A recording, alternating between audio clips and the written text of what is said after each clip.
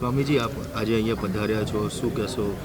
બસ આ કહેવાનું એ છે કે આ ચારણ સમાજ છે એ બહુ જાગૃત બને, સમૃદ્ધ બને, સુખી બને અને રાષ્ટ્રના નિર્માણમાં પોતાનું ભરપૂર યોગદાન આપે, શિક્ષિત બને.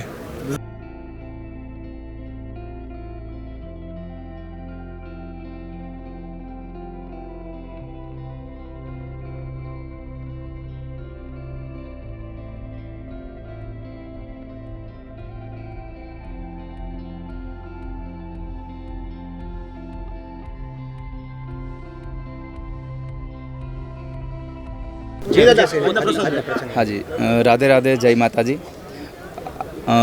સોનલધામ મઢડાના આ દિવ્ય પ્રાંગણમાં આજે બહુ આટલો ભવ્ય અને દિવ્ય પ્રસંગ જ્યારે મા સોનબાઈની શતાબ્દી મહોત્સવ ઉજવાઈ રહ્યો છે અને સૌ ચારણ સમાજ, એક માત્ર ચારણ સમાજ જ નહીં, બધા જ સમાજના લોકો આ કાર્યક્રમમાં જોડાયા છે અને અહીંયાથી એક બહુ મોટો સંદેશો મળી રહ્યો છે કે મા સોનબાઈમાં જે એજ્યુકેશન માટે જે ઉપદેશ આપ્યો હતો એ ઉપદેશ સાર્થક થતો હોય એવો અહીંયાથી આજે દર્શન થઈ રહ્યા છે.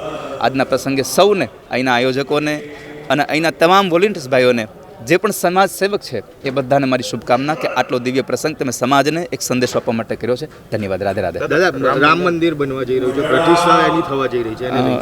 રામ મંદિર નિર્માણ થવા જઈ રહ્યું છે. 22 જાન્યુઆરીએ ભગવાન રામલલ્લાજી મંદિરમાં પધારવાના છે. પણ મેં હંમેશા વ્યાસપીઠથી કહ્યું છે કે રામ મંદિર અયોધ્યામાં નિર્માણ થાય ને એમાં એક પ્રતિમા પધારે, એનાથી રામ રાજ્ય નહીં આવે.